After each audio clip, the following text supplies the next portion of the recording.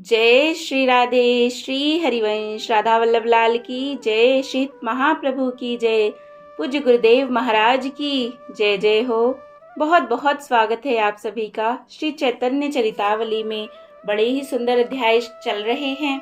Last हमने सुना था कि कैसे महाप्रभु पर नरसिंह भगवान का आवेश हो आता है, और आज का अध्याय भी बड़ा सुंदर है क्योंकि वराह भगवान का आवेश आएगा। कितनी सुंदर बात है। पर इसे शुरू करने से पहले चलिए एक बार प्रभु को आह्लादित करने वाले हरि नाम को गा लेते हैं। मेरे साथ साथ आप भी गाइए। हरे कृष्ण कृष्णा कृष्ण हरे हरे, हरे राम राम राम हरे हरे, हरे कृष्णा राधे राधे। जय जय श्री राधे। चलिए शुरू करते हैं। श्री वाराह आवेश। जय जय श्री राधे। नमस्तस्मै वराहाय हेलयोद्धरते महीम्, खुर्मध्यगतो यस्य मेरुः खुरखुरायते। अर्थात श्री वराह भगवान को नमस्कार है, जिन्होंने पाताल में गई हुई पृथ्वी का बात की बात में ही उद्धार कर दिया, जिनके खुरों के आघात से सुमेरु पर्वत भी खुरखुर शब्द करने लगा। जय हो। आवेश उसे कहते हैं कि किसी एक अन्य शरीर में किसी भिन्न शरीर के गुणों का कुछ काल के लिए आवेश हो जाता है। प्रातः लोक में स्त्री पुरुषों के ऊपर भूत प्रेत यक्ष राक्षस तथा देव दानवों के आवेश आते देखे गए हैं। जो जैसी प्रकृति के पुरुष होते हैं उनके ऊपर वैसे ही आवेश भी आया करते हैं। देवताओं का आवेश सात्विक प्रकृति के ही लोगों के ऊपर आएगा। यक्ष राक्षसों का आवेश राजस प्रकृति के शरीरों में प्रकट होगा, और घोर तामस प्रकृति के पुरुष हैं उन्हीं के शरीर में भूत पिशाचों का आवेश आता है। सभी के शरीर में आवेश हो यह बात नहीं, कभी किसी विरले ही शरीर में आवेश हुआ करता है। वह क्यों होता है और किस प्रकार होता है, इसका कोई निश्चित नियम नहीं है। जिस देव दानव तथा भूत पिशाच ने जिस शरीर को अपने उपयुक्त समझ लिया, उसी में प्रवेश करके वह अपने भावों को व्यक्त करता है। जय हो। इसके अतिरिक्त भगवान के कलावतार, अंशावतार तथा अवतारों के मध्य में एक आवेशावतार भी होता है। जय हो। किसी महान कार्य के लिए किसी विशेष शरीर में भगवान का आवेश होता है, और उस समय कार्य को पूरा करके फौरन ही वह आवेश चला जाता है। भगवान तो कर्तुम अकर्तुम अन्यथा कर्तुम हैं, सभी कुछ करने में समर्थ हैं। इनकी इच्छा मात्र से बड़े बड़े दुष्टों का संहार हो जाता है, किंतु भक्तों के प्रेम के अधीन होकर उन्हें अपनी असीम कृपा का महत्व जताने के निमित्त तथा अपनी लीला प्रकट करने के निमित्त वे भांति भांति के अवतारों का अभिनय करते हैं। वास्तव में तो वे नाम रूप और सभी प्रकार के गुणों से रहित हैं। जय हो। जिस प्रकार पृथ्वी को दुष्ट क्षत्रियों के अत्याचार से पीड़ित देखकर महर्षि परशुराम के शरीर में भगवान का आवेश हुआ, और पृथ्वी को दुष्ट क्षत्रियों से हीन करके शीघ्र ही वह आवेश अदृश्य हो गया। फिर परशुराम जी शुद्ध ऋषि बन आज तक भी महेंद्र पर्वत पर बैठे तपस्या कर रहे हैं।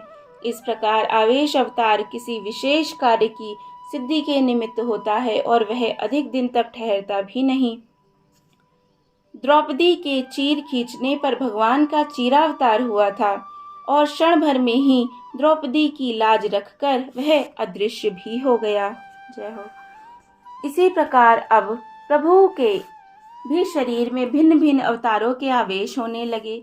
जिस समय ये आवेशावस्था में होते उस समय उसी अवतार के गुणों के अनुरूप बर्ताव करने लगते, और जब वह आवेश समाप्त हो जाता तब आप एक आसान बड़ी ही सुंदर जो उनकी प्रकृति है उसी से बड़े दीनता भाव प्रकट करते हुए बात करते। भक्तों की पद को पदरज को अपने मस्तक पर चढ़ाते और सबसे अधीर होकर पूछते, मुझे कृष्ण प्रेम की प्राप्ति कब हो सकेगी? आप लोग मुझे श्री कृष्ण प्राप्ति का उपाय बतावें। मैं अपने प्यारे श्री कृष्ण से कैसे मिल सकूंगा? इस प्रकार इनके जीवन में दो भिन्न भिन्न भाव प्रतीत होने लगे। आवेश में तो भगवत भाव और साधारण रीत्या भक्त भाव। जो इनके अंतरंग भक्त थे वे तो इनमें सर्वकाल में भगवत भावना ही रखते, और ये कितनी भी दीनता प्रकट करते तो भी उससे उनके भावों में परिवर्तन नहीं होता। किंतु जो साधारण थे वे संदेह में पड़ जाते कि यह क्या बात। कोई कहता ये साक्षात श्री कृष्ण है, कोई कहता ना जाने किसी देवी देवता का आवेश होता है, कोई इसे तांत्रिक सिद्धि भी बताने लगे। प्रभु के शरीर में कुछ श्री कृष्ण लीलाओं का भी भक्तों ने उदय देखा है। कभी तो ये अक्रूर लीला करते, कभी गोपियों के विरह में रुदन करते। मुरारी गुप्त वराह भगवान के उपासक थे। एक दिन मुरारी गुप्त वराह भगवान के स्तोत्र का पाठ कर रहे थे। प्रभु दूर से ही स्तोत्र पाठ सुनकर वराह की भांति जोरों से गर्जना करते हुए शूकर शूकर ऐसा कहते हुए मुरारी गुप्त के घर की ओर चले। उस समय इनकी प्रकृति में मुरारी गुप्त ने भी वराह अवतार के गुणों का अनुभव किया। प्रभु दोनों हाथों को पृथ्वी पर टेक कर हाथ पैरों से बिल्कुल वराह की भांति चलने लगे। रास्ते में एक बड़ा पीपल का जलपूर्ण कलश रखा था। प्रभु ने उसे अपनी ठाठ से ऊपर उठाया, दूसरी ओर फेंक दिया और आप सीधे गुप्त महाशय के पूजा गृह में चले गए। वहां जाकर आप आसन पर विराजमान हुए और मुरारी से कहने लगे, मुरारी तुम हमारी स्तुति करो। जय हो। ऐसी आज्ञा कभी प्रभु दें, कितना आनंद हो, अद्भुत। मुरारी ने हाथ जोड़े हुए अति दीन भाव से कहा, प्रभु आपकी महिमा वेदातीत है। वेद शास्त्र आपकी महिमा को पूर्ण रीति से समझ ही नहीं सकते। श्रुतियों ने आपका नेति नेति कहकर कथन किया है। आप अंतर्यामी हैं। शेष जी सहस्त्र मुखों से अहर्निश आपके गुणों का निरंतर कथन करते रहते हैं, तो भी प्रलय के अंत तक आपके समस्त गुणों का कथन नहीं कर सकते। फिर मैं अज्ञ प्राणी भला आपकी स्तुति कैसे कर सकूंगा? प्रभु ने उसी प्रकार गंभीर स्वर में कहा, मुरारी तुम्हें भय करने की कोई बात नहीं। जो दुष्ट मेरे संकीर्तन में विघ्न करेगा मैं उसका संहार करूंगा, फिर चाहे वह कोई भी क्यों ना हो। तुम निर्भय हो। नाम संकीर्तन द्वारा मैं जगत उद्धार का कार्य करूंगा। यह कहते कहते प्रभु अचेत से हो गए और वहीं मूर्छित होकर गिर पड़े। कुछ काल के अनंतर प्रभु प्रकृतिस्थ हुए और मुरारी से फिर उसी प्रकार की अधीरता की बातें करने लगे। मुरारी गुप्त तो इनके स्वभाव का पहले ही परिचय प्राप्त कर चुके थे, इसीलिए उनके भावों में किसी प्रकार का परिवर्तन नहीं हुआ। प्रभु इस प्रकार मुरारी को दर्शनों से कृतार्थ करके घर की ओर चले गए। इसी प्रकार भक्तों को अनेक भावों और लीलाओं से प्रभु सदा आनंदित और सुखी बनाते हुए श्री कृष्ण संकीर्तन में संलग्न बनाए रखते थे। एक दिन संकीर्तन करते करते प्रभु ने बीच में कहा, नदिया में अब शीघ्र ही एक महापुरुष आने वाले हैं, जिनके द्वारा नवद्वीप के कोने कोने और घर घर में श्री कृष्ण संकीर्तन का प्रचार होगा। प्रभु के मुख से इस बात को सुनकर सभी भक्तों को परम प्रसन्नता प्राप्त हुई और वे आनंद के उद्रेक में और अधिक उत्साह के साथ नृत्य करने लगे। भक्तों को दृढ़ विश्वास था कि प्रभु ने जो बात कही है वह सत्य ही होगी। इस बात को 4-5 ही दिन हुए होंगे कि एक दिन संकीर्तन के अनंतर प्रभु ने भक्तों से कहा, मेरे अग्रज, मेरे परम सखा, मेरे बंधु और मेरे वे सर्वस्व महापुरुष अवधूत के वेश में नवद्वीप में आ गए हैं।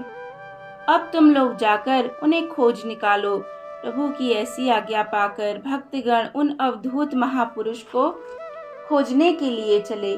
पाठकों को उत्सुकता होगी कि ये निमाई के सर्वस्व अवधूत वेश में कौन महापुरुष हैं। असल में ये अवधूत नित्यानंद जी ही हैं। जय हो। जो गौर भक्तों में निमाई के भाई निताई के नाम से पुकारे जाते हैं। आगे इनके बारे में और विस्तार से श्रवण करने को मिलेगा। जय जय श्री राधे, जय जय श्री राधे। निमाई के भाई निताई, ये अगला अध्याय है, पर इसे अब हम आगे श्रवण करेंगे।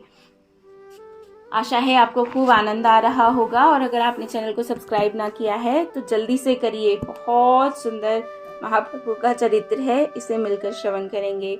जय श्री राधे। श्री चैतन्य महाप्रभु की जय हो, जय हो।